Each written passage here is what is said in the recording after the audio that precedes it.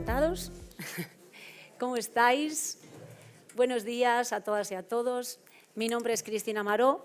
A lo mejor mi cara se os hace un poco familiar. Iba a hacer una broma, ¿no? Decía yo, seguramente que me conocéis por el podcast. Después os digo cuál es, porque es un podcast muy divertido, que está muy bien. Pero no, seguro que suena mi cara porque no es la primera edición que presento de LinkedIn. He estado en otras y también en otros proyectos relacionados con la esclerosis múltiple, porque siempre que puedo estoy prestando mis servicios y dando voz a todas las personas que, como yo, padecemos esclerosis múltiple. Pertenezco a esta comunidad y vamos a tope con todo. Hoy es un día muy especial porque tenemos una edición que creo que va a ser una jornada donde vamos a aprender muchísimo. Pero antes de nada quiero romper, que ya lo ha hecho la presidenta, pero quiero romper ya el hielo y dar comienzo a esta edición, la 9ª edición, al espacio Comunidad de LinkedIn, Saber, Conectar e Innovar en Esclerosis Múltiple 2024. Este año lo celebramos con un coloquio titulado, como podéis ver atrás, Cambios, duelos y retos cuando la esclerosis múltiple progresa. Os hablaba que iba a ser una jornada muy interesante, os vais a sentir identificadas las personas que padecéis esclerosis múltiple seguro, porque nuestros compañeros y compañeras nos van a hablar de sus experiencias vitales, pero también vamos a aprender muchísimo. El personal sanitario está aquí también para explicarnos y darnos respuesta a muchísimas dudas de las que tenemos. Y tenemos un equipo maravilloso hoy, nuestros compis, que os los voy a presentar.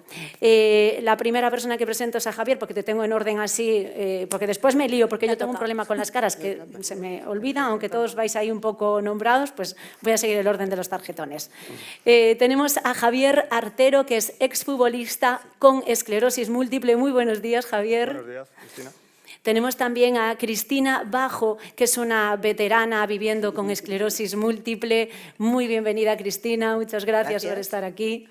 A Cristina Díaz, que es mamá de 2 hijos, diagnosticada de esclerosis múltiple en 2008. Encantada de conocerte. Ya nos habíamos hecho cara, pero ahora ya presencialmente aquí cara a cara. También tenemos a Celia Oreja, que es neuróloga experta en esclerosis múltiple, jefa de sección en neurología del Hospital Clínico San Carlos de Madrid. Es un placer contar hoy contigo. Muchísimas gracias. ¿Me vais a permitir que os tutee? Sí, por supuesto. Y David Lozano, psicólogo experto en esclerosis múltiple en la Fundación Madrid contra la Esclerosis Múltiple. David, también muchísimas gracias por acompañarnos. Somos 3 Cristinas, como habéis podido escuchar. Nos vamos a hacer mucho lío. Bueno, intentaremos salir airosas, ¿vale, chicas? Posiblemente vaya a decir, cuando me refiera a cualquiera de vosotras, las Cristinas, porque si no va a ser un poco complicado. Me parece bien. Muy bien. Pues la esclerosis múltiple, como casi todos sabéis, es neurológica, imprevisible, crónica, y es muy importante decir que la esclerosis múltiple es heterogénea. Se llama, o solemos llamarla, enfermedades de las 1000 caras, pero todas ellas son reales. Bien, con vosotros y con vosotras hablaremos sobre los cambios, las pérdidas, los duelos que podemos atravesar a raíz de la aparición de la esclerosis múltiple en nuestras vidas y los retos que se ponen por delante desde la experiencia personal, como es en nuestro caso, pero también, como la doctora Celia Oreja y David, desde la experiencia profesional. Los cambios en la vida de una persona que padece esclerosis múltiple varían de unas personas a otras. Habíamos hablado hace un momento de esa enfermedad de las 1000 caras. Pueden ser físicos, cognitivos, emocionales, sociales, laborales y cambios en nuestro estilo de vida. Javier, y como decía, con el permiso vuestro, Cristinas, quería preguntaros cuáles han sido los cambios más importantes que habéis experimentado viviendo con esclerosis múltiple. Bueno, primero, daros las gracias a todos. Para mí es un auténtico placer estar aquí y se siente uno como en casa, ¿no? Cuando empieza a escuchar y a ver gente que tiene el mismo problema que uno, pues la verdad que a mí me refuerza bastante, ¿no? Me hace mucha ilusión participar y estar. En mi caso, como has dicho antes, yo todavía digo soy futbolista profesional. Entonces, lo primero que se llevó por delante del diagnóstico fue el fútbol, absolutamente. A mí me pilló volviendo de una pretemporada jugando en Escocia. Y yo estaba probablemente en el mejor momento de mi carrera deportiva, tenía 27 años en ese momento, y una mañana saltó todo por los aires. Y y saltó mucho más alto de lo que yo creía, porque lo que aquello de inicio se llevó por delante desde el minuto 1 era mi carrera deportiva. Luego, claro, después de eso, que casi ya era lo de menos, vino todo lo demás, ¿no? Pero el impacto fue tremendo porque me pilló fuera de casa, porque me pilló solo, porque me pilló en Escocia, porque me pilló toda esta historia en inglés al principio, que fue también difícil de entender, y luego porque en el minuto, ya os digo, al día siguiente lo que salió publicado era que yo, no que tuviera esclerosis múltiple, que ya era un problema, sino que Artero deja de jugar, ¿no? Y eso para mí fue difícil de aceptar, la verdad. ¿Y Cristina, vosotras? Bueno, yo después de escuchar a Javier, claro, no es quizá a ese nivel tan grande, ¿no? La impresión. A mí también me pilló fuera, en realidad. También lo tuve que sufrir en inglés y en un inglés caribeño, que es complicado, ¿eh? Ya es difícil entenderlo en español. Pero pues, me tuve que dejar el trabajo, trabajaba en un crucero, tuve que volverme para España, deprisa y corriendo, y al final, bueno, cuando me diagnosticaron, personalmente no fue, claro, tan impresionante como en el caso de Javier, porque yo tenía un trabajo pues, de recepcionista, pero quizá tuve que calmar un poco. Yo siempre era, pues como decía yo, un culillo mal asiento, para arriba, para abajo, tal.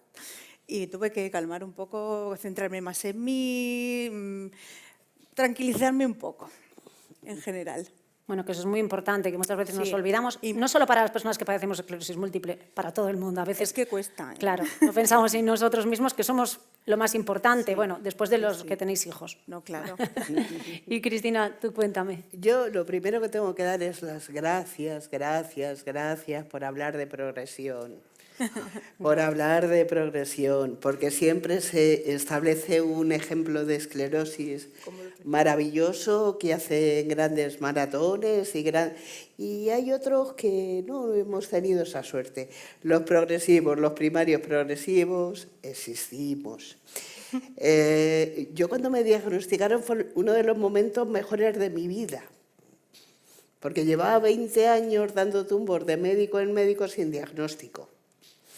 Porque la progresión no tiene brotes. Tú vas empeorando poquito a poco, pero ningún médico te hace caso cuando vas. Entonces empiezas a ir al reumatólogo, al psicólogo, me llegaron a diagnosticar de anorexia.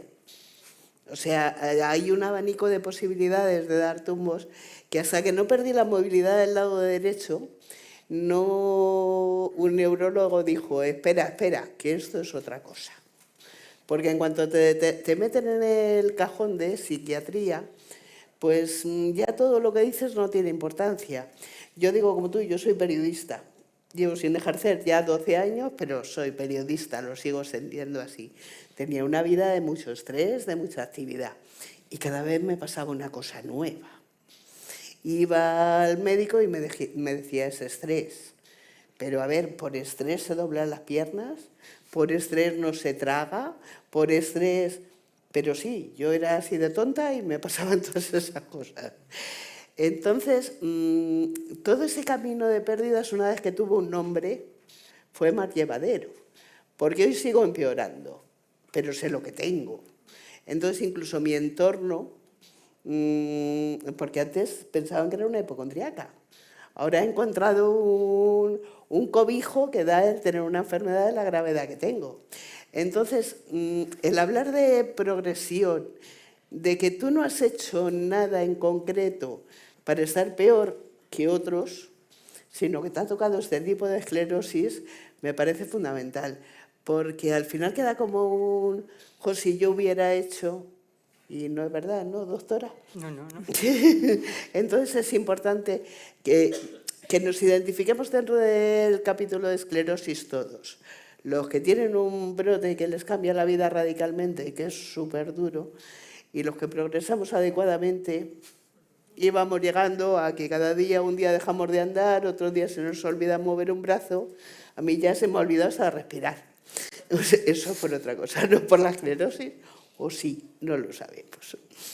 Jolines, no, pues mira, también te lo agradezco, ¿no? Que hables de ese, que lo vamos a hablar ahora, ¿no? De ese duelo o de ese corte en tu vida con tanta naturalidad, porque es muy importante hablar de estas cosas con la mayor naturalidad posible y por eso también os lo pido que lo hablemos sin tapujos y de la manera que nos salga. Hablaba hace un momento con una mujer, no voy a decir quién, que está pasando un duelo, ¿no?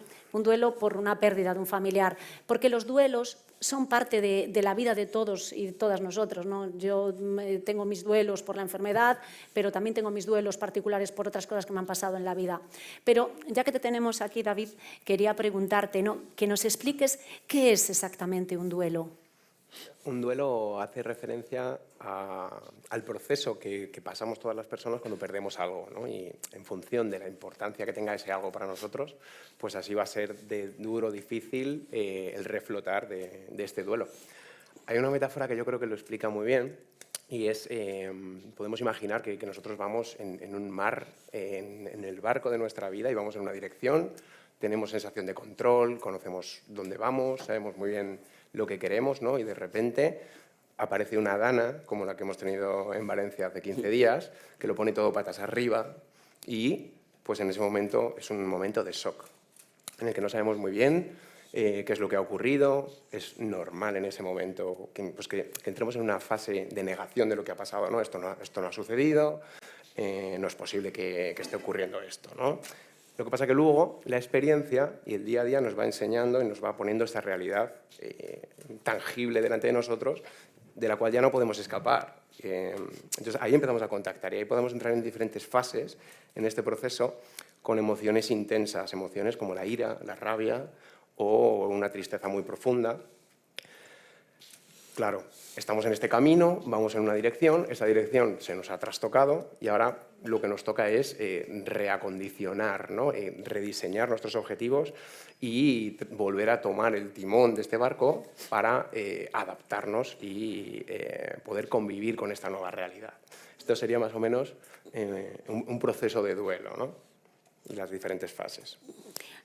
Evidentemente, yo creo que el primer duelo que vivimos las personas que padecemos esclerosis múltiple es el primer shock cuando te diagnostican la enfermedad, ¿no? Porque de alguna manera, por lo menos a mí, a nivel personal, yo me creía, bueno, y pienso que era una persona súper sana, que a mí no me iba a pasar nunca nada, yo corría mogollón, hacía deporte, y es como, ¿cómo voy a tener yo esta enfermedad, ¿no? Entonces, el primer duelo, yo creo, que es el shock cuando te dicen, un neurólogo en el hospital o lo que sea, tienes esclerosis múltiple.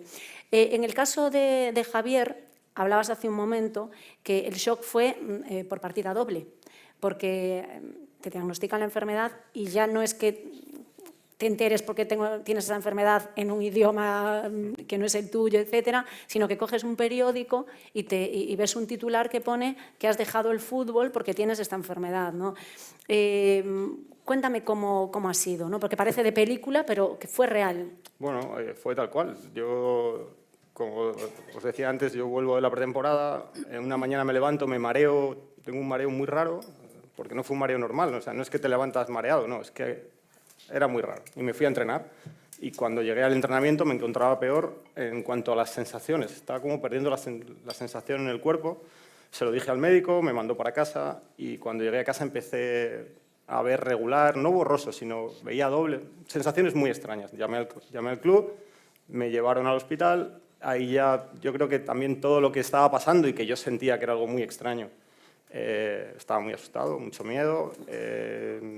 Bueno, yo era una persona bastante conocida en ese momento en Dundee, en Escocia, donde yo jugaba, y directamente al entrar me recibió un médico que enseguida me mandó llamar a un neurólogo que vino de fuera, o sea, como que aquello no era normal, la verdad. Ahí estaba pasando algo muy raro que a mí nadie me decía y yo lo único que pensaba era que algo se estaba acelerando muchísimo y que yo me iba a morir. O sea, y además la cosa iba cada vez peor porque ya no solo como yo me sentía, sino todo lo que yo veía alrededor era muy raro. Bueno, pues parece ser que un enfermero, que ya el neurólogo diría 27 años, los síntomas que tiene, pues este chico tiene esclerosis múltiple, ¿no? Parece ser que algo comentó y el enfermero llamó a un periódico y se lo dijo. Y entonces al día siguiente el titular del periódico fue ese. Y así me enteré de la historia, y así se enteraron mis compañeros, y así se enteró todo el mundo, y así pasó. Bueno, al final es lo de menos, es una circunstancia, no es importante más allá de, como tú bien dices, ¿no? de la anécdota.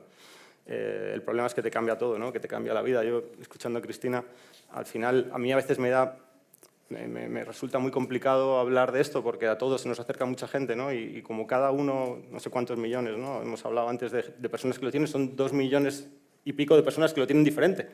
Y entonces, al final, a mí contar mi experiencia no me resulta nada complicado.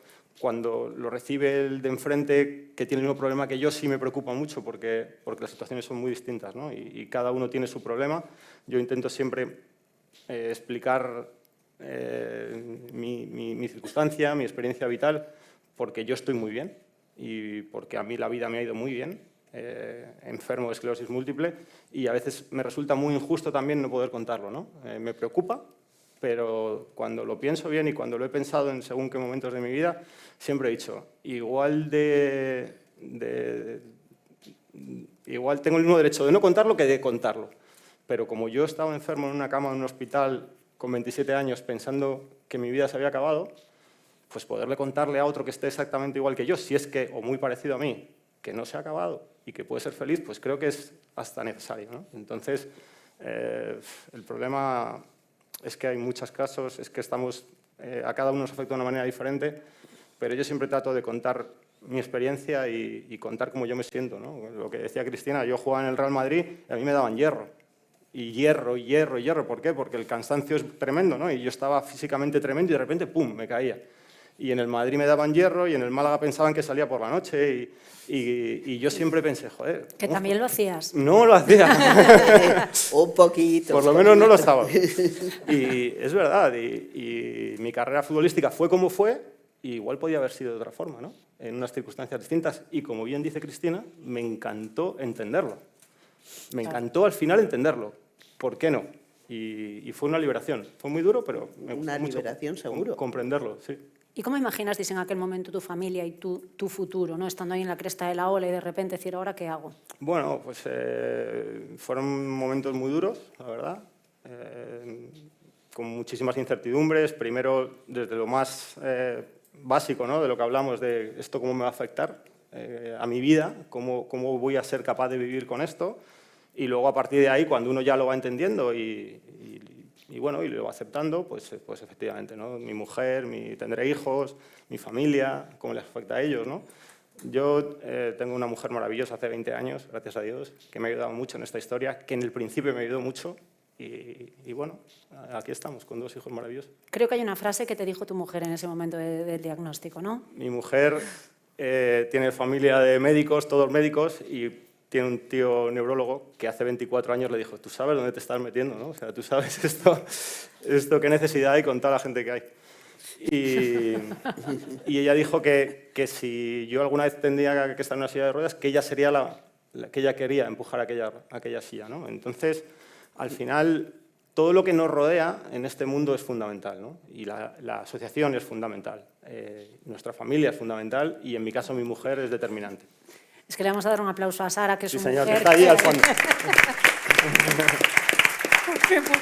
Claro, es que es súper importante el apoyo tanto. de las personas que nos rodean, es muy importante. Totalmente. El tener un apoyo familiar es fundamental. Yo cuando veo a gente así más sola, más una familia desestructurada, madre mía, ¿cómo se afronta esto si no tienes quien te quiera? Porque es que eso, aparte del apoyo médico, social, todo, necesitas a mucha gente que te quiera alrededor. Totalmente. Y te queremos también dar... ¿Erais novios o ya estabais casados? Éramos novios. También tiene importancia eso. Claro, más valor. Es que tiene más valor. Nos preguntaba una compañera que está sentada en la sala, que si, para que lo escuchen los que están en casa, que nos están siguiendo, pues que si estaba casado o era su novia. Y claro, que tiene más valor porque era su novia. Pues lo que te decía, que te queríamos dar las gracias porque, bueno, por estar aquí colaborando como todos y todas, porque has escrito un libro que es Vivir con esclerosis múltiple y todos los beneficios obtenidos por la venta del libro pues lo has donado a la Asociación de Esclerosis Múltiple, o sea que... Bueno, me encantaría que se vendieran más, la verdad. Es el buen momento para decir a la gente que por favor compre el libro. Que tampoco tiene mucho mérito, pero justamente el sentido del libro es ese. Un íntimo amigo me dijo, oye, ¿por qué no te planteas contar tu historia? dije, soy incapaz de hacerlo, no voy a ser capaz. La verdad es que en un principio lo deseché y hablando con Sara, un día en la línea de lo que hablábamos antes, ¿no? De si puedo ayudar a alguien que esté en mi situación y le puedo contar mi historia una vez que habían pasado 20 años de mi diagnóstico, pues bienvenido sea y por eso lo escribí y simplemente es mi experiencia vital. Nada más que eso. Pues vamos a dar ese aplauso por Muchas gracias. donar esos beneficios tan importantes. Muchas gracias. Gracias. Y ahora también os quiero comentar una cosa a nivel personal, porque me pasa muchas veces que la gente me escribe, personas que tienen esclerosis múltiple, y pues con dudas, preguntas, recién diagnosticados, y personas que ya están diagnosticadas, pero con sus miedos, ¿no? Miedos de... Porque parece que el miedo más grande, y hablo contigo, Cris, que es la Sí. única que en este caso está en silla, no, el miedo es quedarme en una silla de ruedas, cuando hay también otras cosas, yo para mí también, que son muy graves, que es a nivel cognitivo, ¿no? Cuando Peor. que eso es muy fastidiado. Todos los brotes y todas las lesiones son fastidiadas. Pero me preguntan, ¿no? Es que claro, que es que no sé qué hacer porque tengo miedo a quedarme en una silla de ruedas o tengo miedo a no poder coger a mis niños en brazos. Los miedos, todo miedos, ¿no? Y yo siempre les pregunto lo mismo, ¿pero cómo estás ahora? Me dicen, no, yo estoy muy bien. Y yo, pues entonces, ¿para qué te estás preocupando de una cosa que no sabes qué va a pasar? No podemos predecir nuestro futuro, no podemos saber lo que nos va a pasar el día de mañana. A lo mejor salgo, yo siempre cuento la misma historia, ¿no? Sales de la puerta de tu casa, te cae una maceta y te mata y te mueres, ¿no? Entonces, no nos preocupemos. Yo pienso de esa manera, pero yo no sé, David, si es la manera correcta, ¿no? de pensar, si hay que anticipar, y vosotros, ¿no? ¿Anticipáis esa posibilidad? ¿O es preferible que la gente decir, bueno, esto puede pasar, pero no es lo que va a pasar? Vive la vida, disfruta este momento. Cuéntanos, por fin. Claro, ahí estamos hablando de la incertidumbre. Y normalmente, si cogemos esa metáfora que estaba comentando antes del barco, no sabemos muy bien exactamente qué es lo que va a ocurrir en ese camino, ¿no? Tenemos un destino donde queremos ir, ya lo hemos rediseñado, hemos vuelto a replantearlo después de ese duelo que hemos pasado y claro, nos dirigimos a un destino y pueden ocurrir cosas y sabemos que hay amenazas. Entonces, es imposible no preocuparse, es imposible no pensar. De hecho, probablemente sea bastante bueno dedicarle un tiempo a darle una vuelta, ¿no? Yo a veces utilizo esta metáfora con las personas con las que trabajo. Si vais a hacer un viaje a algún sitio que no conocéis, vais con el coche, ponemos el GPS, ¿no? Y ese GPS, hoy por hoy, nos informa de si hay accidentes, si hay tráfico, si hay un control, ¿no? Y todo eso nos da sensación de seguridad y nos ayuda también a tomar decisiones respecto a qué vamos a hacer. Por lo tanto, la preocupación en este sentido es buena porque me ayuda a anticiparme. El inconveniente que puede haber aquí es qué es lo que hago yo con esa preocupación, cómo me relaciono con ella, si me dejo mucho llevar por ella, ¿no? Si yo estoy poniendo el GPS y estoy solo pensando en los accidentes que voy a encontrar, pues quizá no arranque ni el coche, ¿no? Y me coloque en una situación inmóvil que sea poco práctica. Por lo tanto, la preocupación es buena, la incertidumbre es necesaria y es el manejo, el cómo yo me relaciono con ella, las decisiones que yo tomo, lo que van a marcar que me frene o que me juegue en mi contra o que venga a mi favor y me ayude a estar más preparada, ¿no? Yo psicológicamente ahí tengo que aclarar una cosa. La silla de ruedas es el mejor invento que existe en el mundo. Y cuando llega es una alegría, quiero decir. Uno va con una muleta, como me pasaba a mí al principio, y te caes 3 veces camino de la panadería. Tienes 2 opciones, dejar de ir a comprar el pan o coger una silla de ruedas eléctrica. Con la silla de ruedas eléctrica yo tengo una vida relativamente normal. Mejor que el que va arrastrándose con 2 bastones, con una dificultad salvaje. Yo cojo mi silla, me monto en el autobús. El mundo está muy poco adaptado, pero tengo vida. Me voy de cañas con los amigos. Si no tuviera silla de ruedas, no. Entonces, ¿es tan malo? No. Hay que pensar que todo esto es un proceso de adaptación. La vida le viene como le viene. Yo siempre hablo de la parábola de los talentos. No es que sea muy religiosa, pero es así. Uno nace y empieza a crecer con una serie de posibilidades. Yo tenía una vida muy de cara, ya estaba de redactora jefe, tenía un puesto bueno, un buen sueldo, mi casita, mi coche. Y de repente te empiezan a quitar cosas, empiezas a dejar de poder hacer cosas. ¿Qué te queda ahí? Adaptarte. ¿Adaptarte cómo? Usando la imaginación. O sea, ¿qué necesitas? Desde ponerte un imán para poderte abrochar las zapatillas, que no puedes abrochártelas con un lazo, a tantas y tantas cosas que tienes que ir adaptando tu vida. Entonces, yo creo que no hay que tenerle un miedo a la silla de ruedas. Hay que tener la capacidad de pensar que en esta vida hay que adaptarse a lo que viene. Y me adapto yo con un cuerpo escombro, como se dice ahora, y se adapta el de la Dana, que a él se le ha ido todo por delante. Porque la otra alternativa es llorar. Y meterse en la cama y llorar. Y conozco muchos así. Y lo único que hacen es destruir su vida y su entorno. Mi familia la he cambiado la vida completamente con mi enfermedad, es indiscutible. Pero prefieren tenerme activa y contenta que llorando en la cama.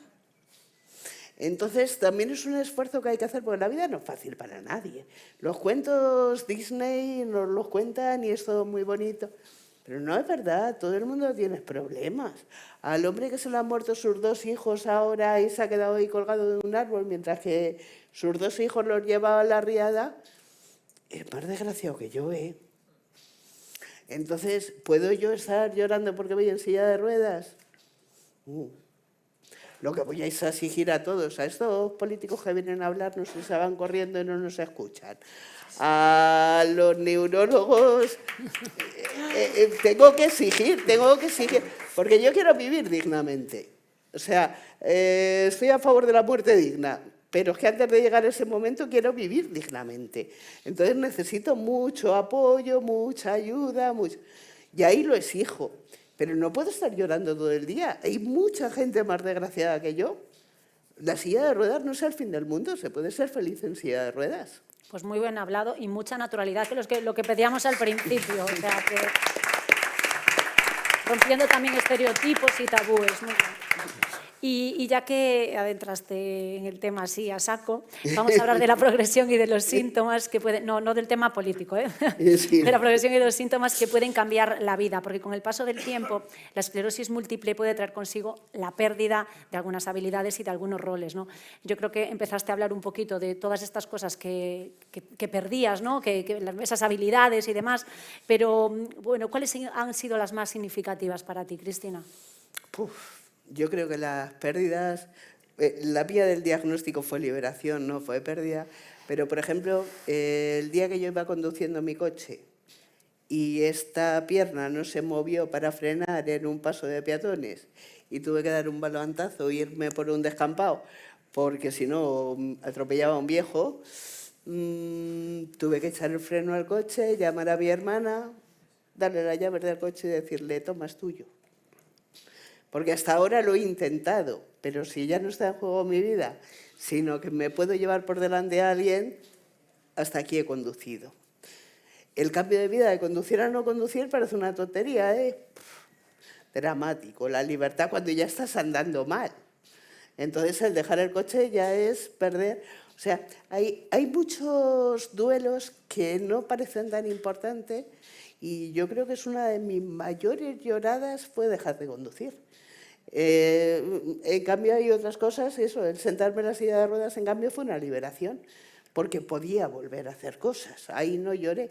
Hombre, la primera vez que te ves reflejado en un escaparate dices, pues soy yo, la de la silla de ruedas soy yo, ¿y qué le vamos a hacer? Pero como tenía un componente de mejora de calidad de vida, pero claro, yo, esta mano que veis aquí que no funciona, no sabéis las ruedas de prensa que ha cubierto, a la leche que yo escribía con esta mano. Y un día va y dice que ya se declara en huelga y que me haga zurda. Y lo hacemos.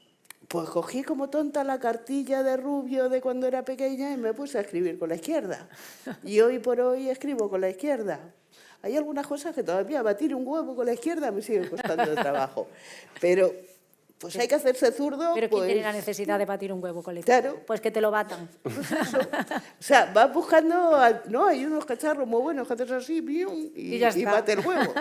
Hay que echarle imaginación. Claro, al y ver final hay cómo que ir se buscando y tapando pues, esos agujerillos que nos va dejando la enfermedad. Y luego hay que llorar de vez en cuando. Llorar es muy sano. Lo que no puedes es estar llorando siempre. Porque es que yo no tengo más vida que esta garantizada. Y no me la quiero pasar llorando. Pues claro que sí. Te vamos a dar muchos aplausos hoy, Cristina? Joder, que no vengo... Te los mereces, ¿eh? Que nos estás dando unas lecciones de vida. Y tú, Cris, cuéntanos. Para ti, ¿cuáles han sido tus pérdidas? Yo me declaro súper fan de Cris. Pero es que estoy totalmente de acuerdo con ella. Obviamente cada uno pues tiene unos duelos y son diferentes para cada persona porque cada persona se las toma de una manera diferente. Pero, perdón, estoy totalmente de acuerdo con ella en el sentido de te ocurre una cosa, tienes una limitación, pues vamos a atajarla. Yo ahora mismo me estoy comprando un coche automático porque me niego a dejar de conducir. O sea, esto es así. Y el duelo de dejar de conducir, totalmente de acuerdo. Lo más contigo. lejos posible. No. Pero, ¿qué hay que escribir con la izquierda? Pues escribe con la izquierda. La cuestión es cómo te lo tomas. Yo, mis duelos, por suerte, no han sido muy grandes. Sí, mi parte izquierda está débil, no puedo apretar bien el embrague, se me caen las cosas de la mano cuando las cojo, pero no es una cosa tremenda. La incertidumbre que decíamos antes, yo no tengo miedo de que me dé un brote. A mí lo que me da miedo es que me dé un brote fuerte y no poder cuidar de mis niños, porque estoy yo sola, pero por lo demás no tengo yo... Porque yo siempre, pues eso, como Cris, que uno puede hacer esto, pues me busco la manera Claro, de busca hacerlo. soluciones para... Y si no, pues que me lo hagan. Que te gustan los huevos, Cris. Eso es difícil, ¿eh? Que parece que es fácil, pero es muy difícil lo de dejar que te hagan las cosas. Bueno, a mí me gusta, ¿eh? No os voy a mentir. A mí me cuesta, a mí me cuesta. No, yo tengo que decir que soy una persona que me ha costado años, bueno, creo que no puedo decir que lo hago todavía, lo de pedir ayuda. Ya. Pedir ayuda es algo que no me sale, no me ha salido nunca, porque siempre he sido una persona que soy yo la que ayuda a todos los demás. Entonces eso también es un poco un duelo, ahora que lo pienso, un microduelo, ¿no? Ahí tenemos muchos microduelos. Pues hay que trabajarlo, ¿eh? Sí, sí. Hay que trabajarlo. Y tú, Javier, cuéntanos. O sea, duelos como tal, yo el tema del fútbol claramente, y como tú bien decías antes, y además me veo súper... O sea, yo dejé el fútbol y dejé el fútbol, no quise saber nada más del fútbol un montón de tiempo y probablemente fue por todo lo que tú has contado antes. Pero luego, al final, o sea, no le llego a Cristina ni a la suela del zapato, por desgracia para mí. O sea, me da miedo no tener su actitud ante cosas importantes que puedan llegar a pasarme. Pero al final yo creo que la enfermedad tiene momentos y vas pasando por etapas. Al principio tenía mucho más miedo que ahora, por ejemplo, y tenía muchas más incertidumbres. Hoy tengo muchas más certezas. No sé si es porque ya han pasado 25 años y como tú bien decías antes también, no voy a estar todo el día pensando, oye, y sí, no. No lo hago, no lo pienso. Pero a mí la enfermedad me trata muy bien, es verdad.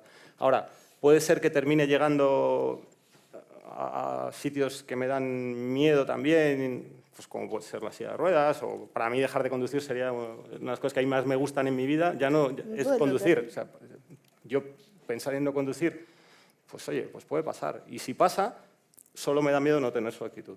Yo creo que la actitud es fundamental y al final la vida viene como viene, eso es clarísimo, y solo tenemos esta. Yo creo que solo esta.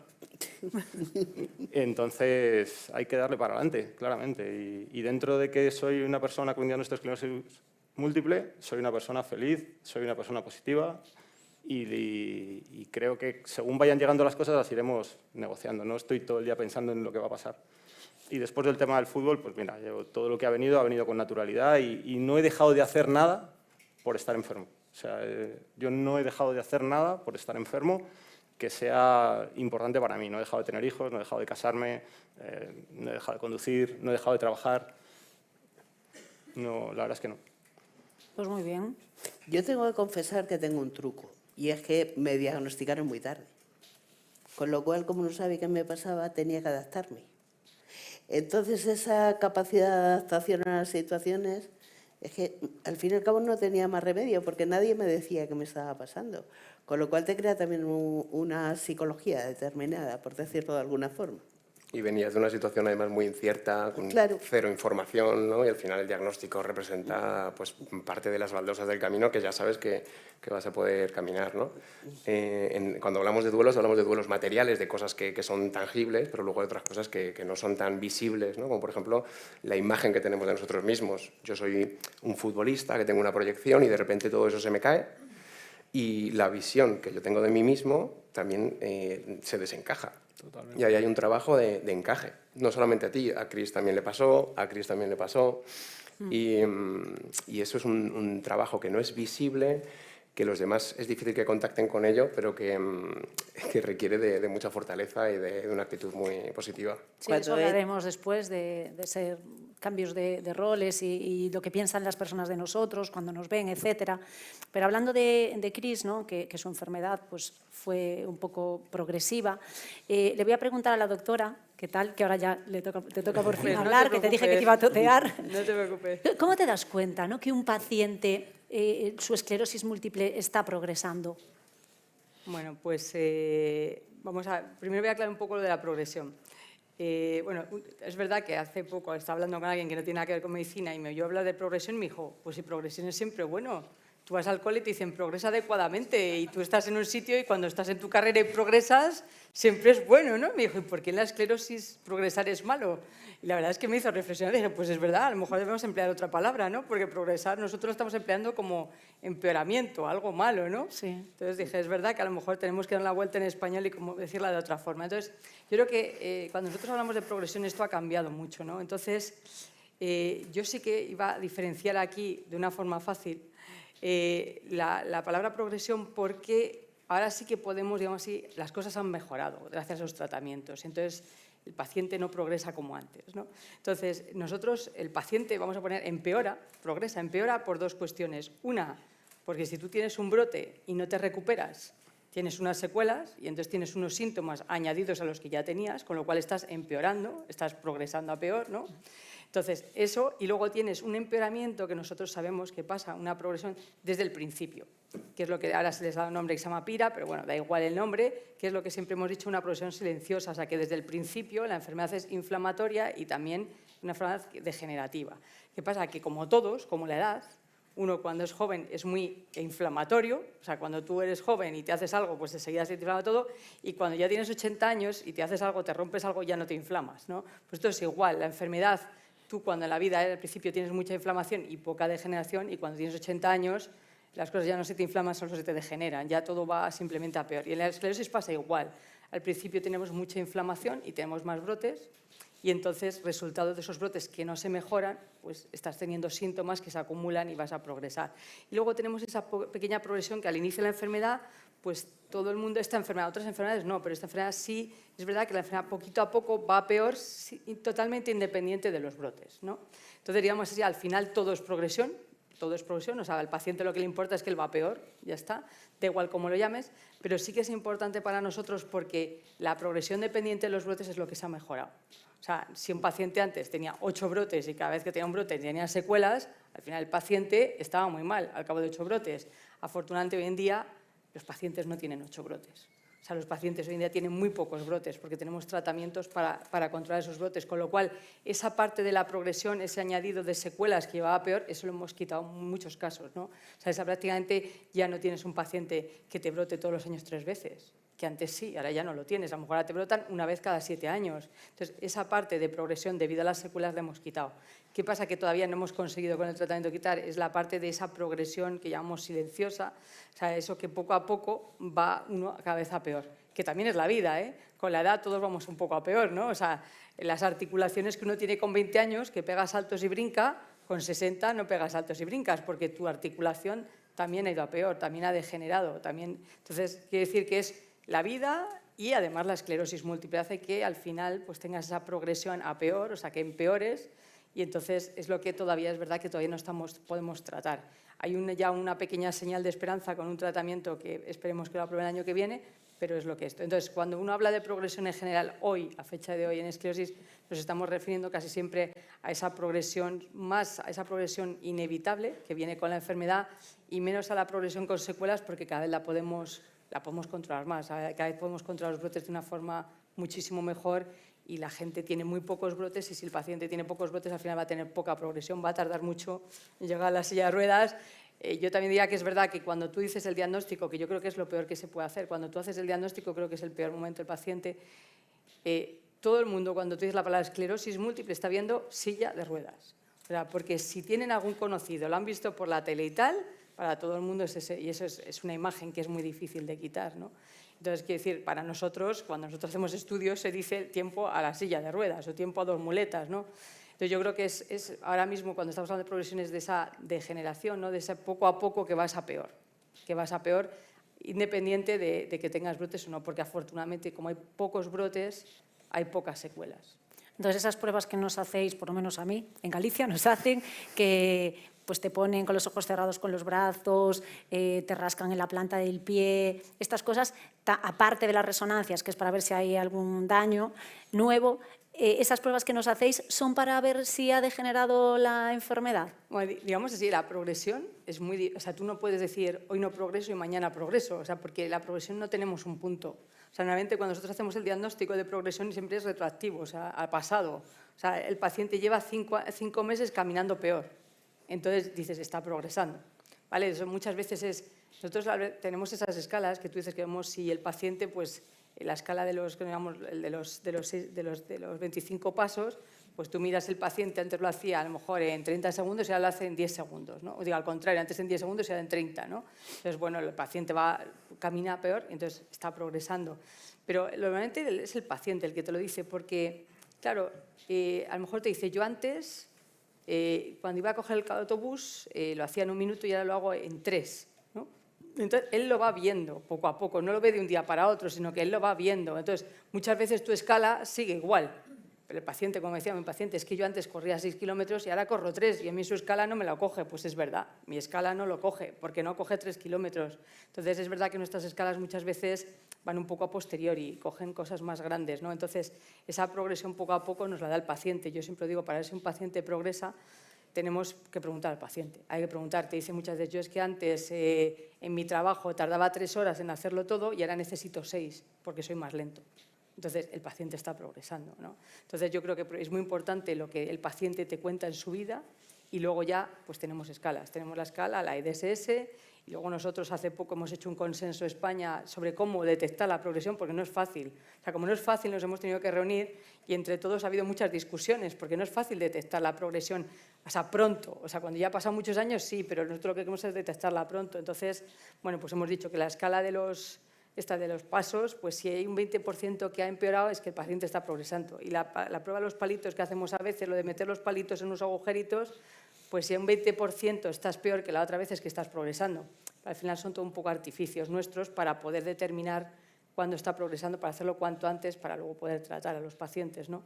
Pero vamos, realmente nosotros, el paciente te lo dice antes. O sea, el paciente, si tú le preguntas bien, te lo dice antes. Porque cosas que antes no puede hacer, ahora las puede hacer. No las puede hacer. Entonces él te dice, pues si antes corría todos los fines de semana, ahora ya solo puedo correr 1 porque me canso, pues ya ves que ahí está progresando. Celia, Es muy importante lo que yo creo lo que te dice el paciente, porque a veces la escala no se mueve.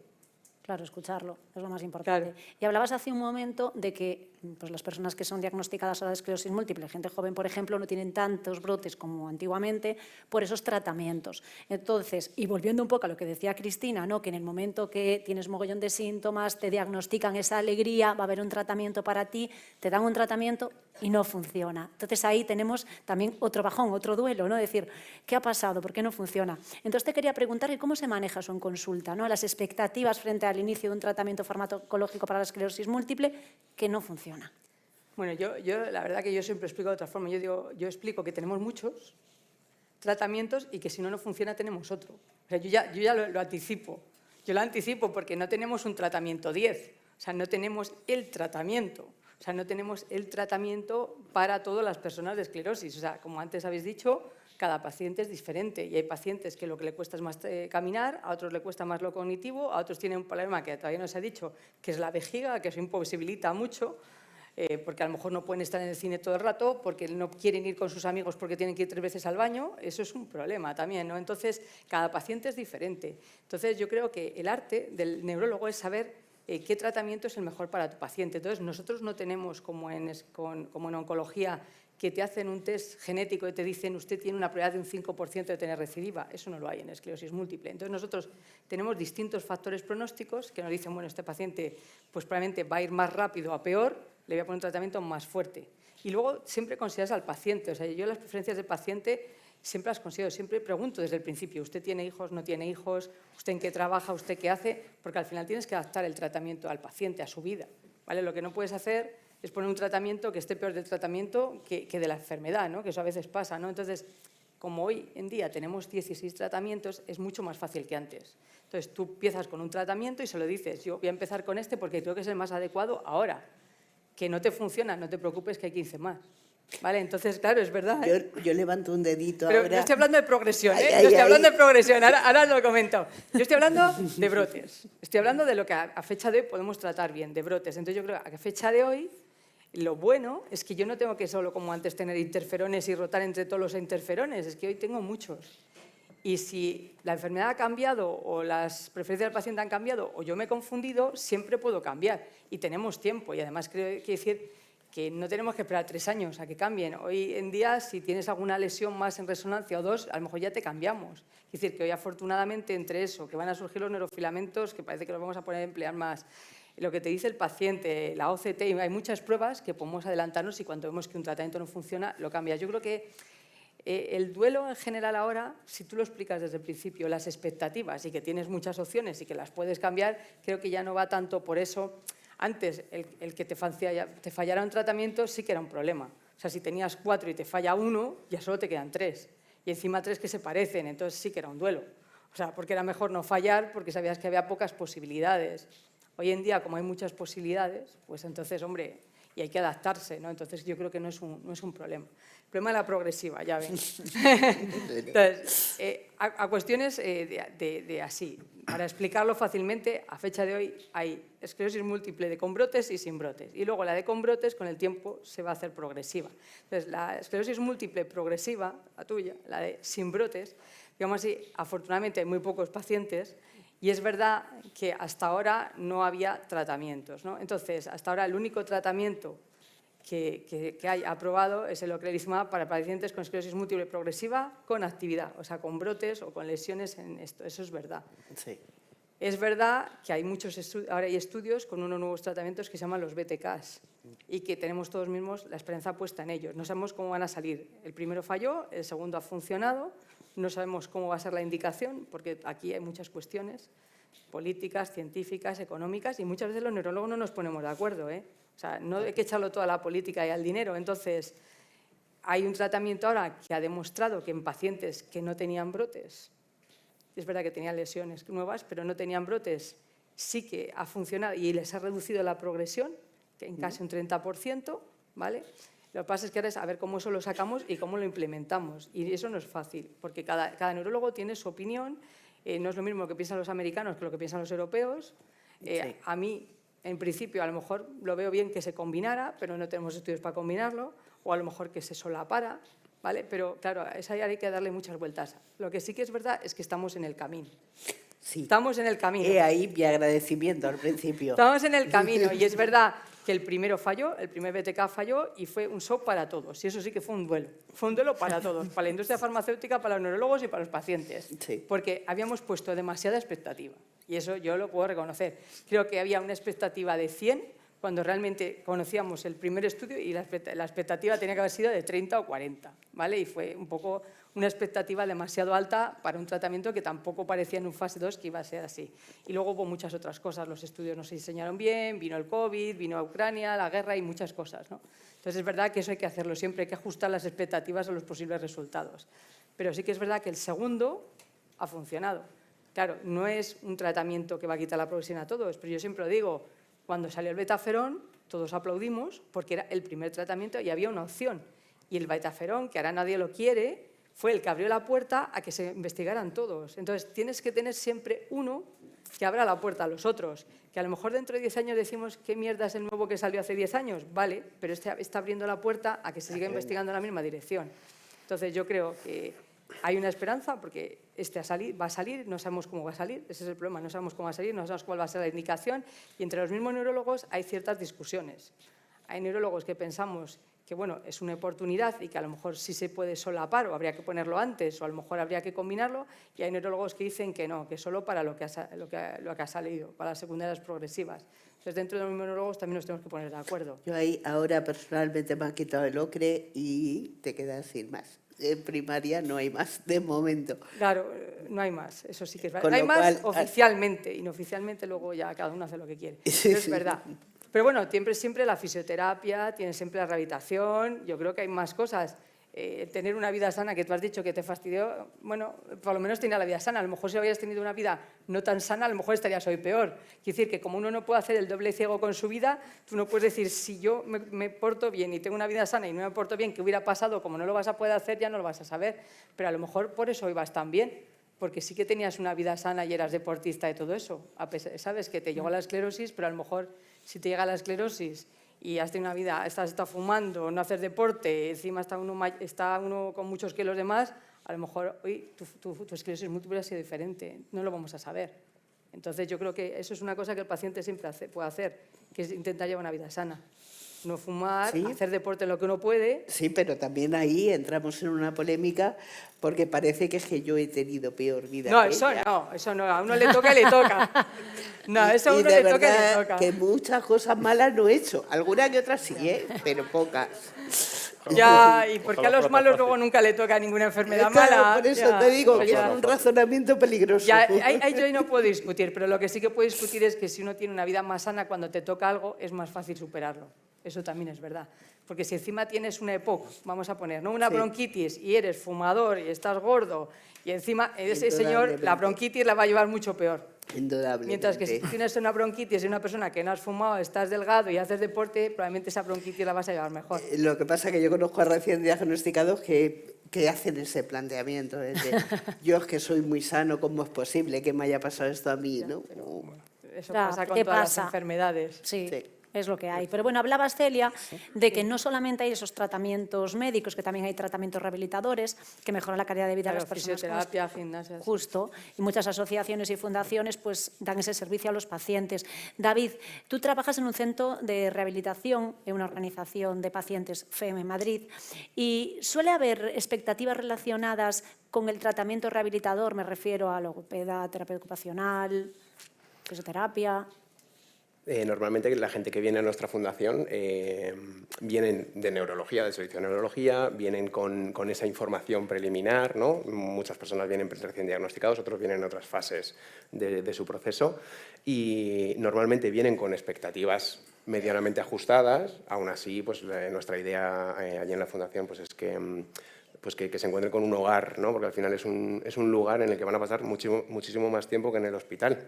Y pues tratamos de darles el acogimiento que se merecen, darle la información que vaya tapando las lagunas que pudiera tener la persona y le ofrecemos pues, todos los recursos que estén a nuestra disposición, que hay muchísimas cosas que se puede hacer para abordar la enfermedad más allá del tratamiento modificador del curso, como comentaba Celia, y bueno, pues la idea es acoger, es mostrarles un hogar, por así decirlo. Bueno, Yo entre creo unos- ya, perdona, Sí. esa parte de la fisioterapia, yo creo que eso lo he hablado algunas veces con las asociaciones, que ya no es la fisioterapia, o sea, que a lo mejor deberíamos empezar antes, no cuando ya el síntoma ya está allí, sino antes. Entonces, claro, eso también supone un cambio de que las asociaciones, que todo, que los hospitales empecemos para que el paciente luego no tenga tal síntoma, que empiecen antes a hacer deporte o a fortalecer y fuerza, y eso es muy importante. Y desde luego el papel de las asociaciones a día de hoy es muy importante porque los hospitales no se hacen la mayoría, ¿vale? Porque están llenos de pacientes de trauma que se han roto un brazo o una pierna y esos, como tardan 3 semanas, tienen preferencia. Eso ya lo sabemos todos. Entonces yo creo que es muy importante ahí el papel de las asociaciones y de los pacientes. ¿Sabes? ¿Qué puedo hacer yo por mí? ¿Qué puedo hacer yo por mí? Pues si yo puedo hacer deporte o puedo fortalecer los músculos o me van a enseñar en la asociación que a lo mejor yo camino bien, pero si me están enseñando a cómo fortalecer los músculos o mejorar mi equilibrio para el momento que no tenga ya tanto equilibrio, creo que es muy importante. Esa es la otra parte, o sea, que no todo se arregla con tratamientos farmacológicos. La otra parte es la que tiene que hacer la persona con esclerosis. Es que es muy curioso porque cuando a mí me diagnostican la enfermedad hace 11 años aproximadamente, yo hacía muchísimo deporte, estaba a un nivel bastante alto de hacer ejercicio diariamente. La neuróloga que me diagnostica me dice que es contraproducente hacer deporte en aquel momento, qué pasada. Y yo, claro, entonces yo hablé con ella y digo, ¿pero cómo va a ser malo? Si yo, claro, yo me sentía tan bien cuando me diagnostican la enfermedad que yo no me creía que tuviese eso, me se equivocaron seguro, no porque no quisiese asumir que tuviese esclerosis múltiple, sino porque decía yo, ¿qué voy a tener yo esto, leyendo todos los síntomas? Esto es imposible. Claro, y yo le decía a ella, no, es que no voy a dejar de hacer deporte porque yo creo que no puede ser malo si estoy bien, ¿sabes? Si estoy así de bien. Pues es curioso, que en aquel momento se creía que, porque claro, tu cuerpo cuando haces deporte se inflama, después esas lesiones que tienes parece que en ese tiempo que estás haciendo deporte se agravan, pero no tiene nada que ver con eso. Yo creo que... Bueno, eso ha sido un cambio, son los mitos de la esclerosis. Sí. Tampoco se podía uno quedar embarazada hace 30 años y ahora ya sabemos que se puede quedar la mujer embarazada. Entonces, como todo el conocimiento cambia. Entonces, el conocimiento ha cambiado, ya sea deporte, ya llámalo ejercicio, deporte, llámalo como quieras, eso no está ya contraindicado. Hubo un tiempo que no estaba muy claro, pero bueno, la ciencia ya nos ha evidenciado que no está en contra, o sea, que hacer ejercicio es importante y que además va a mejorar la salud del paciente. ¿Y cómo afrontáis vosotros, por ejemplo, una situación donde un paciente está pasando un duelo muy malo, que no se ha recuperado, que lo está pasando francamente mal? ¿Qué hacéis? ¿Qué le recomendáis? ¿Cómo tratáis a ese paciente? Bueno, yo primero hablas con él, ¿no? Para saber un poco cuál está el problema, ¿no? Porque muchas veces el duelo depende de su propia enfermedad, muchas veces depende de lo que hay alrededor del paciente, ¿no? A veces el duelo no es por lo que él está sintiendo, sino por lo que está viendo alrededor, ¿no? O porque se ha estropeado su carrera, o porque piensa que a su familia le está dando un problema, o porque piensa que no puede cuidar de sus hijos. O sea, hay que primero un poco ver cuál es el problema del duelo, ¿no? Y una vez que ya sabes el problema, ves cómo le puedes ayudar. Entonces yo creo que muy importante, lo primero es escuchar por qué tiene el duelo y qué tipo de duelo, y nosotros es verdad que siempre lo mandamos al psicólogo. Entonces yo recomiendo a David, desde que conocí a David recomiendo a David, pero recomiendo en general a los psicólogos, porque yo creo que tienen una función mucho más importante que nosotros en eso. Para empezar, porque yo puedo escucharles a lo mejor 30 minutos, y yo gracias a mis compañeros, gracias a mi equipo, yo en determinadas situaciones puedo estar una hora con un paciente mientras ellos ven los otros, ¿vale? Porque eso no es una cosa que podemos hacer siempre. Tú no puedes estar siempre viendo cada paciente hora y media. Lo que pasa es que como nosotros ya conocemos a nuestros pacientes, cuando sabes que alguien va a venir o porque te lo ha hecho la enfermera o por algo y sabes que viene con un gran problema, lo que hacemos es, ese paciente lo ve a alguien y sabe que va a estar más tiempo y a los otros baja otro más para ver el resto de los pacientes. Entonces, pero lo primero es escuchar. Nosotros escuchamos, vemos cuál es el problema y luego, o ya bien, muchas veces hablan con las enfermeras, pero yo siempre lo mando que les ayude un psicólogo, porque yo creo que para ello, o sea, que ellos están mucho mejor formados para eso. Entonces, yo creo que es importante. Nosotros los seguimos, pero yo siempre digo, mira, probablemente esto, además alguien que esté especializado, que esté en una asociación de pacientes, porque claro, conoce mejor la enfermedad. Si yo le mando al psicólogo y a lo mejor a un psicólogo, pues que yo qué sé, se dedica a otra cosa completamente distinta, a lo mejor no entiende todos los problemas, no entiende cómo se tiene que enfrentar. Entonces yo normalmente siempre los mando al psicólogo de la asociación.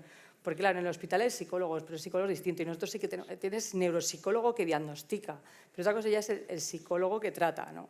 Y eso normalmente en los hospitales sí que hay, porque hay en psiquiatría, pero hay para todo. Entonces yo prefiero mandarlo al psicólogo de la asociación porque es el que está especializado, que conoce la enfermedad mejor. Claro. Y luego pues ellos ya tienen grupos y esas cosas, entonces yo ya se lo dejo en sus manos. Y David, tú, cuando te lo pasan a ti, ¿cómo lo tratas? Claro, yo lo primero que entiendo es que en el hospital pueden llegar hasta donde pueden llegar, que tienen ellos unos recursos y son limitados y, bueno, igual que todos tenemos nuestros recursos, ¿no? Y es verdad que cuando hay un duelo que está muy enquistado o una persona que está sufriendo mucho, tiene mucho que ver con probablemente la enfermedad y el compendio de circunstancias que tenga a su alrededor, sus habilidades para afrontar la situación.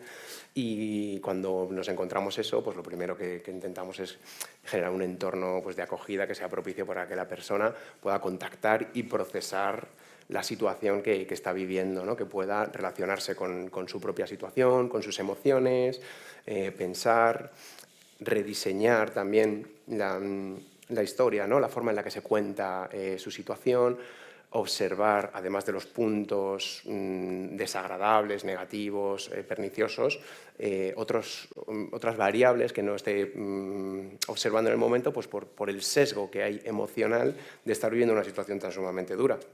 Luego, además de este procesamiento de la situación, pues hay muchísimas otras cosas que podemos hacer desde psicología, como aprendizaje de habilidades, habilidades de gestión de la ansiedad, meditación, técnicas de relajación, habilidades de comunicación o de resolución de conflictos en la vida cotidiana, ¿no? Porque no es solamente la enfermedad, ¿no? La persona se tiene que relacionar con su familia, con cosas que no le gustan, con personas que se acercan y a lo mejor tratan de ofrecer demasiada ayuda, ¿no? y sobreprotegen, o personas que minimizan lo que nos está pasando. Entonces, estas habilidades de comunicación nos va a ayudar también a abordar la situación interpersonal que nos vamos a ir encontrando. Los apoyos de los que hablaba Cris también, ¿no? Un imán para poder atarnos los cordones. El uso de dispositivos que me permitan desplazarme, pues, para poder estar en situaciones que me van a reportar muchas recompensas, situaciones sociales o otro tipo de situaciones, ¿no? Pues el rediseñar y el tomar decisiones y afrontar ese duro momento, que es un momento muy difícil, el empezar a utilizar un dispositivo de este tipo, ¿no? Un andador o una silla, pues es algo que psicológicamente es complicado y desde la psicología acompañamos. Y bueno, se pueden hacer muchísimas cosas y muchísimas más que nos daría para otro simposio. Nos encantaría seguir escuchándote. Pero vamos a hablar de lo que estuviste hablando hace un rato, que es de la imagen que tienen los demás de nosotros y la imagen que tenemos nosotros de nosotros mismos, ¿no? Porque una persona comentaba que viviendo con esclerosis múltiple decía lo siguiente: tuve que defenderme de los estereotipos culturales que consideran inferiores a las personas con discapacidad.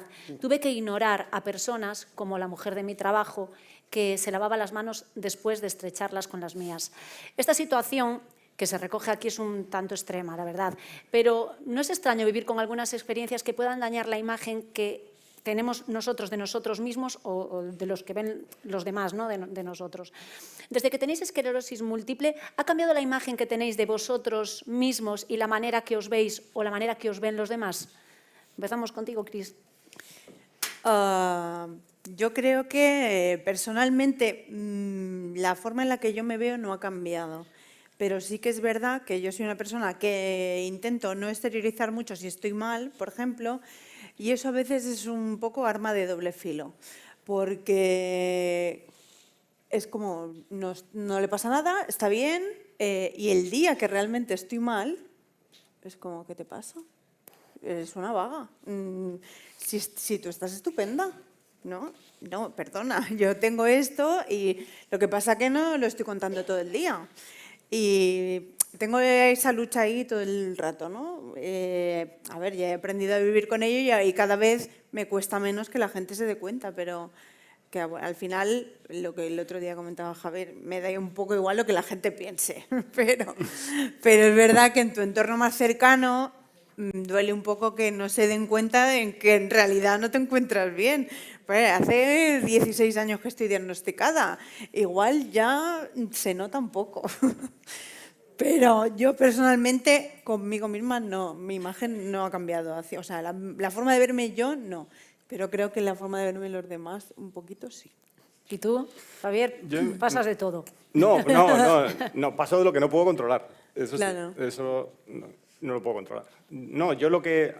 Al final te encuentras de todo, ¿no? Y muchas veces nos pasa, yo creo a todos, que cuando alguien dice, no, mira, tienes esclerosis múltiple, y te achacan un mérito que no es nuestro, ¿no? Porque esto yo no me lo he pedido. O sea, si yo me lo hubiera pedido, hubiera dicho, para que no lo tenga él, yo lo tengo. Eso sí tiene mérito, pero esto ha venido como ha venido y no nos hace diferentes. O sea, al final yo soy una persona que voy a cumplir 50 años, estoy casado, tengo 2 hijos y tengo esclerosis múltiple. Ni más ni menos, es lo que soy. Pero lo que hago con esto sí tiene para mí mucho mérito. El hecho de estar aquí, escuchar a Cristina, eso sí tiene mérito. Eso yo creo que lo que hacemos con la enfermedad, si somos capaces de trasladar nuestra experiencia, somos capaces de contarlo con la fuerza que lo está contando ella o que lo estás contando tú, yo creo que eso sí nos hace, nuestro discurso se hace interesante y yo creo que muy válido.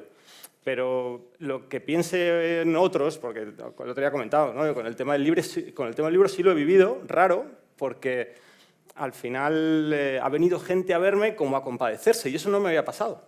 al final, al hacerlo público y escribirlo, sí ha venido gente a decirme, vaya, qué pena, qué desastre.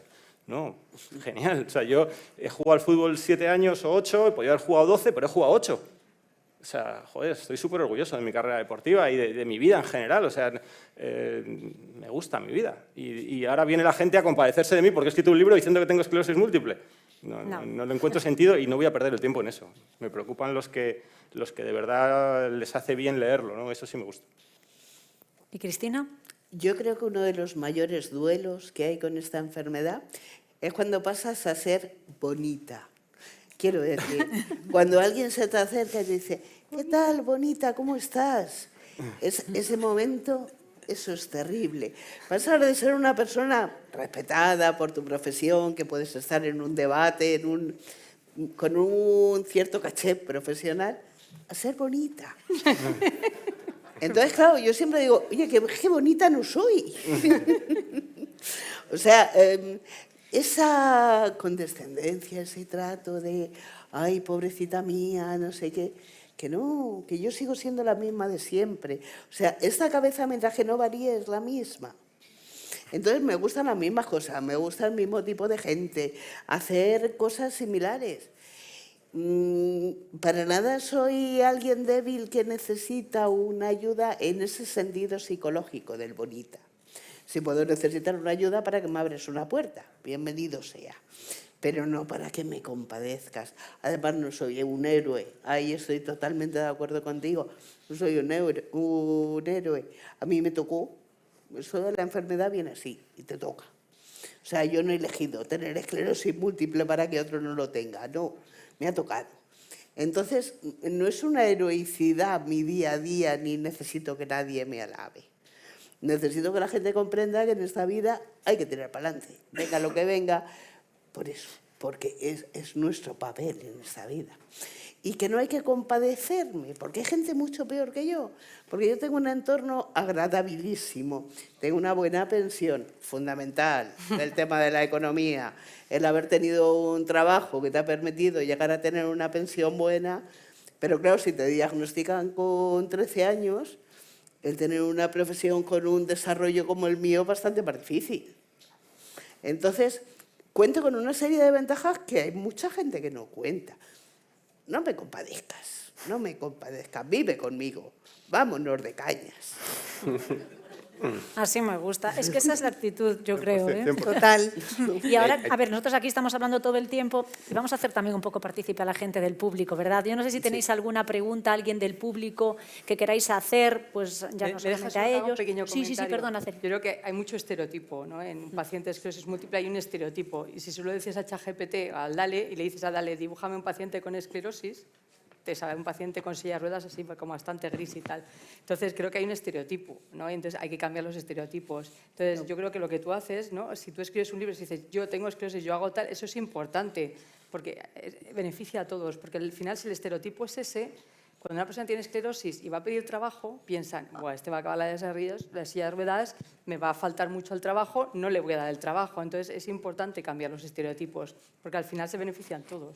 Porque si el estereotipo es que vas a acabar mal en pocos años y que no van a poderte dar un trabajo porque vas a faltar mucho, pues al final te están quitando oportunidades de trabajo, ¿no? Entonces yo creo que es importante que la gente que puede, como es tu caso, pues que sí que cambien esos estereotipos, porque eso va a beneficiar a todos los pacientes de esclerosis, porque ya no se va a ver al paciente de esclerosis como un paciente que ya no puede hacer cosas. ¿Quién piensa que un paciente de diabetes no puede hacer cosas? Nadie. O sea, tú tienes una diabetes, como tú dices, y es fulanito, casado, 2 niños y diabetes, pero el de la diabetes va a trabajar y nadie se lo plantea. Entonces debería ser lo mismo, que nadie se lo plantee. En ese sentido, yo también he escrito Muy de un acuerdo. libro. ¿Sí? Pero yo he escrito un libro de poesía, que es lo que me gusta escribir, y que no me limita la esclerosis a seguir escribiendo poesía. Claro, pues maravilloso. Maravilloso. Claro, eso sí que lo sabía, pero pensé que habías escrito un libro sobre tu experiencia con la esclerosis múltiple, que podría estar muy bien, ¿eh, Cristina? Debería. Vale, pero entiendo que también hay que demostrar, volviendo un poco a lo que decía la doctora, hay que demostrar que tú tienes una vida al margen de la esclerosis. Incluso yo, que caigo en el tópico del ChatGPT de la persona en silla de ruedas, pobrecita, bonita mía, incluso yo pienso en otras cosas algunas veces. Y eres Muy un ejemplo, bien. además, de que eres una persona que aceptas. Y la tengo situación. un grupo de ocio en la Fundación los martes que no nos curamos. Nos juntamos los martes de 5:30 a 7:30 en la Fundación y no nos curamos. Pero jugamos al trivia, nos echamos unas risas, pensamos en otra cosa, que también es muy monotemático el estar pensando siempre en esclerosis múltiple. Y a mí me acompaña todos los puñeteros minutos de mi vida, pero procuro llenar la cabeza de otras cosas también. Pues lo que hablaba antes, lo de los mensajes, que si hay alguien en el público que quiera pues, hacer alguna pregunta, mandar un mensaje para las personas que nos están viendo o para los que estamos aquí, para ellos, es vuestro momento. Por aquí, por favor. Begoña.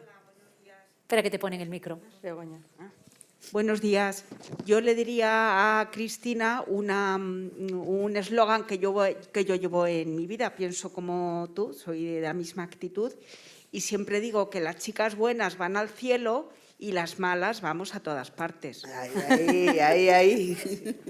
Luego le diría a Celia, me gustaría preguntarle si tú cuando haces un informe y pones las recomendaciones al paciente, escribes tal cual que le recomiendas la atención psicológica y además en un centro con psicólogos especializados, como somos las asociaciones o las fundaciones. Sí. O sea, hombre, también depende del paciente. Ya, El que no lo claro. necesita no se lo pongo. Pero yo sí que pongo, o sea, yo desde el principio sí que pongo que se pueden ir a las asociaciones.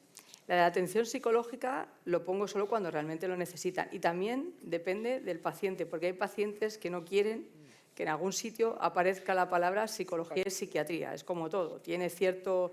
Entonces, el paciente, yo se lo digo, y a lo mejor te dicen, no me lo ponga eso porque, yo qué sé, voy a enseñar al de cabecera o luego lo voy a tal, y no quieren, ¿no? Eso es como todo, ¿no? Pero yo sí lo pongo, o sea, si lo necesitan y el paciente está, yo lo pongo. Sí, pero vamos, pones Las exactamente la asociaciones. recomendación de las asociaciones o los grupos Sí. especializados y que se dedican a eso. Sí. Y Lo que ahora pasa es que es verdad que al principio tú lo sabes también, que muchos pacientes al principio de la enfermedad no quieren saber nada de ello, ni saber de otros que tengan lo mismo.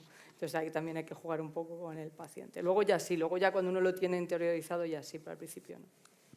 Y esta pregunta es para Javier Artero. Tú que en tu profesión antes del diagnóstico de la enfermedad era tan física como ser futbolista, ¿ahora qué actividad haces? ¿Cómo has cambiado? Yo, cuando dejé el fútbol, empecé a trabajar con mi hermano en una empresa que él fundó en el año 2000. Tenemos una empresa de fuerza de ventas y tengo un trabajo de comercial, soy comercial, y llevo ahora mismo trabajando en Salesland ya 19 años. Y me encanta mi trabajo, lo hago con mi hermano, con mis mejores amigos y muy feliz haciendo lo que hacemos. Pero no tiene nada que ver ni con el fútbol ni con un trabajo físico. Pero es verdad, a mí me diagnosticaron en el 2001, cuando, hablando de lo que estaba diciendo antes Cristina y lo que decía la doctora, cuando a mí me diagnosticaron, yo empecé con el interferón, con el más fuerte que había, tomé muchísima cortisona. Al principio tomaba, yo creo que era 1 gramo de cortisona al día en el hospital de día, o sea, me encontraba realmente mal por el tratamiento. Y a mí el médico en aquel momento, Óscar Fernández, me dijo, no te precipites, no dejes el fútbol, espérate, a ver cómo reaccionas, a ver, o sea, a mí no ha habido ningún neurólogo que me haya dicho que dejara de hacer deporte, quizás más, estate tranquilo, porque el deporte te va a ayudar, y de hecho a mí el deporte me ayuda muchísimo. Yo sigo haciendo muchísimo deporte fuera de lo que tiene que ver con el fútbol, ¿no? Juego a todo, corro, voy al gimnasio, yo hago muchísimo deporte porque me hace bien, no solo para la esclerosis múltiple, sino para mi orden personal y para mi vida, necesito hacer deporte. ¿Y haces actividad divulgativa? De contar, pues no sé si por ejemplo en colegios, en institutos, que eres una persona con enfermedad. Yo estoy a disposición de Sandra, para lo que ella me llame, cuando ella me llame y donde ella quiera que yo vaya, yo voy. Os voy a decir una cosa, porque estamos tan a gusto aquí que se nos pasa el tiempo y porque estaríamos aquí hablando horas y horas. No sé si os pasa lo mismo a vosotros. Es más, teníamos mensajes de gente que nos ha dejado en la página o en las redes sociales que ni siquiera podemos leer, que lo sentimos mucho, pero claro, empezamos a hablar y nos quedamos solos aquí. Y tengo que dar por finalizada esta parte de toda esta jornada, dándoos las gracias a todos y a todas, como no a ellos, que han sido nuestros protagonistas, ¿no? Y han dado voz a tantísimas y tantísimas personas que sufren la enfermedad. y ya me han cortado de todo, ya han dicho.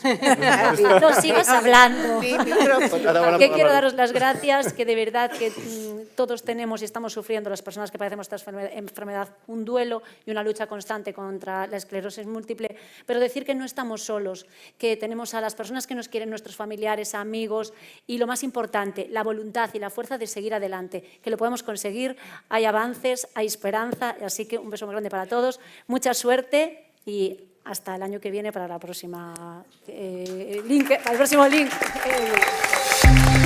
Gracias.